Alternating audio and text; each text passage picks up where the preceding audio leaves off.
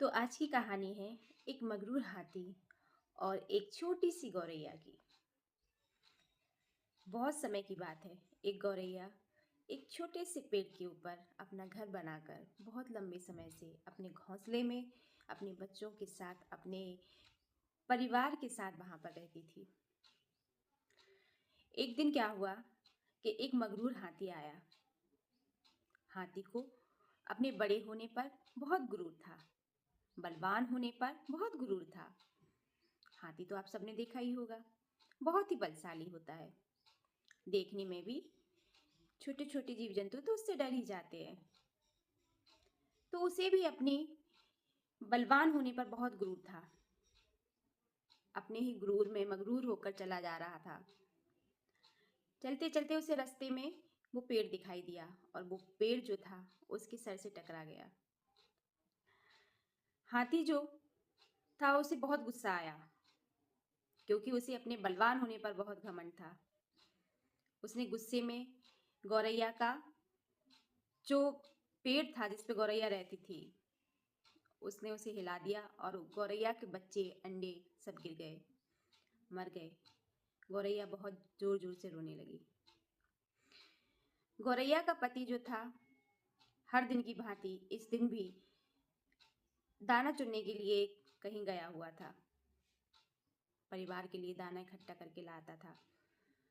जब वह घर पर आया, उसने देखा कि उसका घर तहस नहस हुआ पड़ा है, गौरैया रोए जा रही है, तो उसे बहुत दुख हुआ।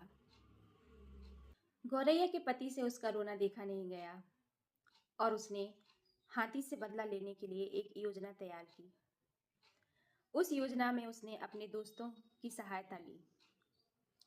जंगल के कुछ पंछी उसके दोस्त थे, जिसमें से एक कठफोड़ा, जो कि आपने देखा होगा लकड़ी पर अपनी चोंच मारता रहता है, और एक मधुमक्खी और एक मेढक के साथ मिलकर एक योजना तैयार की।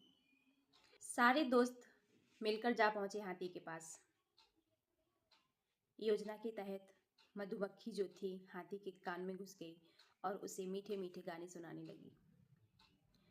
मधुमक्खी के मीठे गाने सुनकर हाथी जैसे मदहोश हो चुका था। उसे बिल्कुल होश नहीं रहा।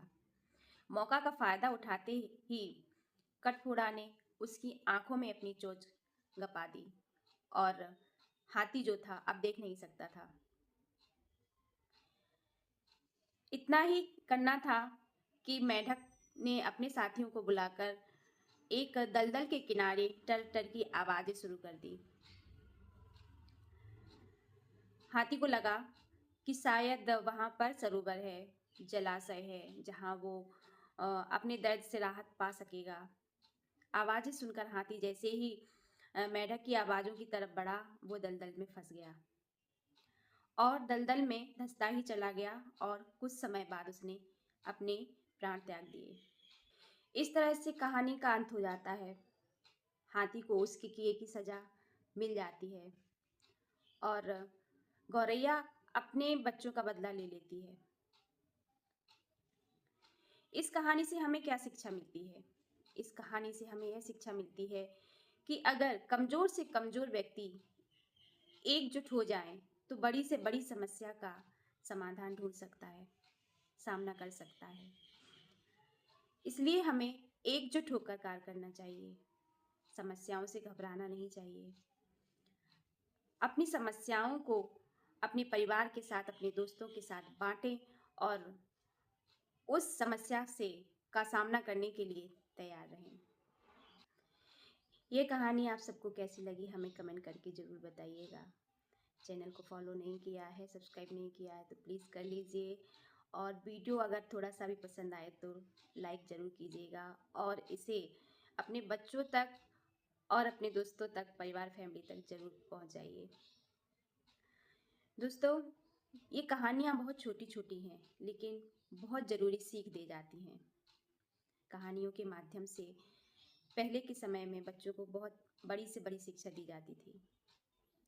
कहानियाँ टेक्नोलॉजी के समय में जैसे गुम हो गई हैं किताबें, ना आप कोई सुनना चाहता है ना कोई पढ़ना चाहता है। तो ऐसे में आप सबके लिए लेकर आई हूँ ये कहानियों की सौगात और नई कहानी के साथ आपसे फिर मिलूंगी एक और नई कहानी में, एक और नए एपिसोड में। तब तक के लिए आप सबको नमस्कार।